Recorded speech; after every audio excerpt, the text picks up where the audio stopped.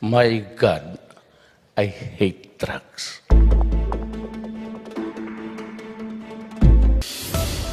This is Newsnight, where we go above and beyond the headlines. I'm Ina Andolong, sitting in for Pia Ontiveros. Tonight on the program, the labor chief directs regional wage boards to study raising the minimum wage, even as other groups are moving to adjust workers' pay as well. The Labor Department names the top 20 companies that allegedly hired tens of thousands under an illegal labor scheme.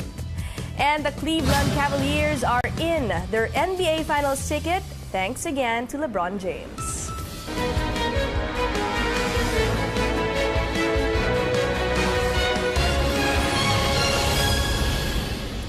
The Labor Department has ordered regional wage boards to study a possible minimum wage increase. But ahead of this, a militant bloc at the House of Representatives files a bill seeking a nationwide minimum wage of 750 pesos. The current wage in Metro Manila, the benchmark of all regions, is 512 pesos. Our Joyce Ilas tells us more.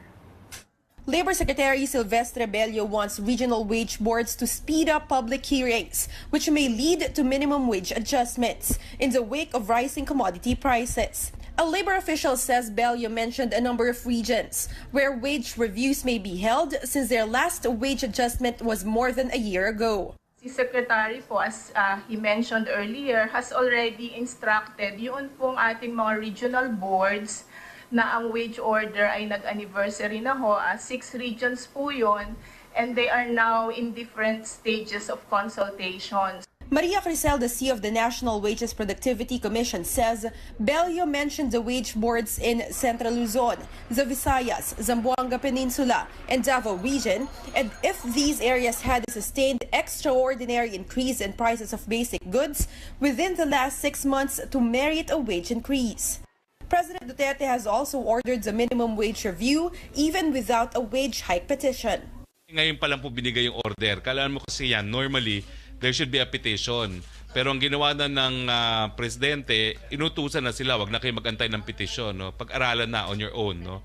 Kung kinakailangan na ngang itaas ang minimum. National minimum wage! Ibalik, ibalik, ipaglaban! At the House of Representatives, the Makabayan bloc has filed a bill to raise the minimum wage to 750 pesos nationwide. Anakpawis Representative Ariel Casilo says they filed a bill based on the daily living wage of a Filipino family of 6 worth 1,160 pesos. Casilo says the bill also aims to abolish the regional wage boards. Ito rin ang pinangako ni Pangulong Duterte na tatanggalin ang mga provincial rate at hinahamon namin si Pangulong Duterte na i-materialize yung sinasabi niya sa kampanya na tanggalin ang mga provincial rate, i-certify niya as urgent and priority bill ang 7787 House Bill. The Makabayan bloc believes that employers will be able to shoulder these additional expenses as labor costs only up to 15% of a business's overall expense. Yung 1.4 trillion na kabuang kita, no, net profit ng mga employees, which includes SMEs, ay 30% lamang sa kanilang kabuang kita ang mababawasan. Negros Oriental Representative Arnolfo Teves, however, believes the proposal will hurt the economy. Once that happens, we will bring down our economy. Why? Aalis na naman yung mga kumpanya na nandito sa Pilipinas because it will increase their cost of production. So it will lower our overall production, mamamatay lalo yung ekonomiya natin. He instead urges the government to suspend the excise tax on fuel and improve the collection performance of the Customs and Internal Revenue Bureaus. Joyce Ilas, CNN Philippines. A labor group, the Trade Union Congress of the Philippines, wants an even higher minimum wage of 800 pesos. But the Employers Confederation of the Philippines, or ECOP, says this is unreasonable. In a statement, ECOP Chair Ed Lacson explains less than 8% of workers, or 3.2 million out of 41 million, will benefit from the minimum wage hike. He adds this will result in many people losing jobs and make the country less attractive to investors. Lacson adds that with prices up by 4.5% in April, the minimum wage should be adjusted only by 23 pesos and not 288 pesos a day.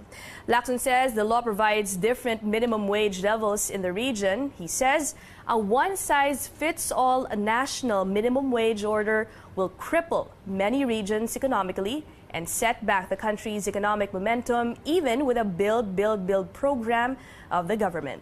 Rational thinking and sense of nationhood may be needed from the social partners, labor, capital, and government under the spirit of tripartism. Now, we asked some of you about the proposed wage increase. Here are your voices.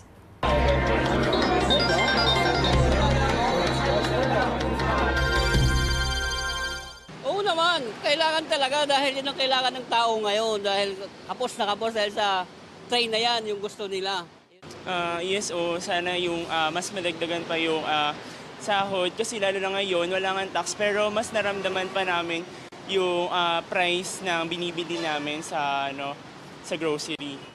Oo, gano'n na. Tulad na lang sa akin kasi may 4 na anak ako eh. Tapos minimum wage lang. Eh kung bagbabasayan mo yung kinsenas, magkano lang yun? Kung pagbalagay natin 7,000. Ang gatas ng anak ko sa 3, gumagastos ako ng 4,000 sa kinsenas. Eh paano pa yung pangkain, pambayad kuryente? Opo, kasi kailangan kasi marami ng tao ang kailangan ng pagtaas ng sahod dahil tumataas na rin yung mga bilihin ngayon. Siguro po dapat po magtaas ng mga 100 pesos ganun po.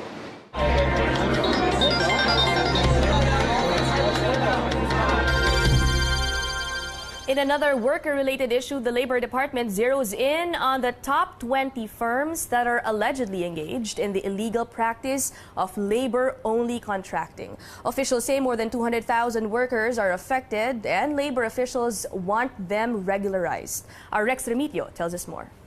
58-year-old Cipriano Bello is a contractual forklift operator in Laguna for 13 years now. His daily take-home pay only 315 pesos, apart from basic government social security benefits. But this won't make ends meet, he says, especially when a family member suffers from illness and they have to spend on medication. Bali yung sinasahod ko ay talagang hindi talaga sapat sa pamilya ko. Kulang na kulang. At pag nagkasakit ang aking pamilya, hindi ko talaga kayang ipagamot sila. He is unsure about the future when he retires in 2 years, as his social security benefits are only enough to support daily needs. To make matters worse, he says, contractuals like him are not getting proper treatment from his co-workers and bosses. If they complain, it might cost them their jobs. Nakakapaghinanakit kasi kontratuhin ba ang isang kontraktual parang hindi tao. Yun yung nararanasan ko sa ngayon sa pagiging kontraktual. The Labor Department is now requiring more than 3,000 companies to regularize their workers in a month's time. All of them are on these hundreds of pages that were submitted to President Duterte. If they fail to comply, the Labor Department will issue an order to automatically regularize contractuals. They should submit proof that these workers are already absorbed as regular employees of the principal. So yun lang basic po yan. Siguro in the form of payroll.